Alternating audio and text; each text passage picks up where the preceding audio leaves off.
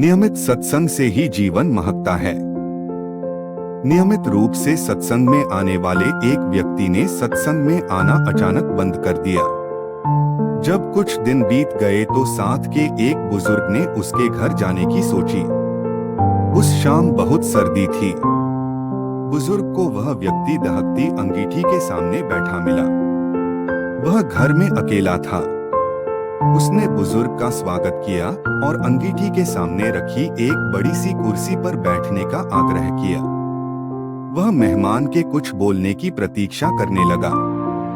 बुजुर्ग कुर्सी पर आराम से बैठ तो गया पर बोला कुछ नहीं। कुछ देर बाद बुजुर्ग ने चिमटा उठाया और बड़ी सावधानी से एक बड़ा सा दहकता चमकता अंगारा अंगीठी में से निकाला और उसे एक तरफ रख दिया।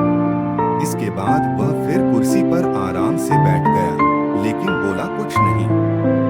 वह बुजुर्ग यह सब बस देखता रहा। बुजुर्ग ने चलने से पहले वह ठंडा और बुझा बुझा कोयला उठाया और वापस आग में फेंक दिया।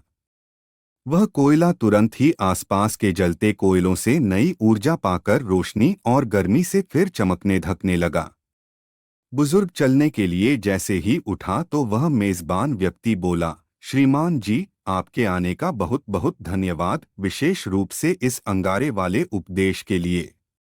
मैं अब आगे से हर सत्संग में नियमित रूप से आया करूंगा। कभी मिस नहीं करूंगा। सत्संग परिवार से सदैव जुड़ा रहूंगा। मनुष्य जीवन का सार भगवत भक्ति है और भक्ति का मूल आधार सत्संग है।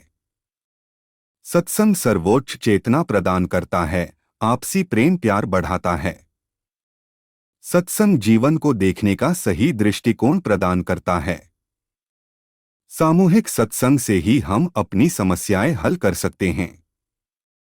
सत्संग ही मानव जीवन को सर्वोत्तम सद्गति प्रदान करता है। सत्संग का अभाव मतलब मोह और भ्रम का विस्तार है।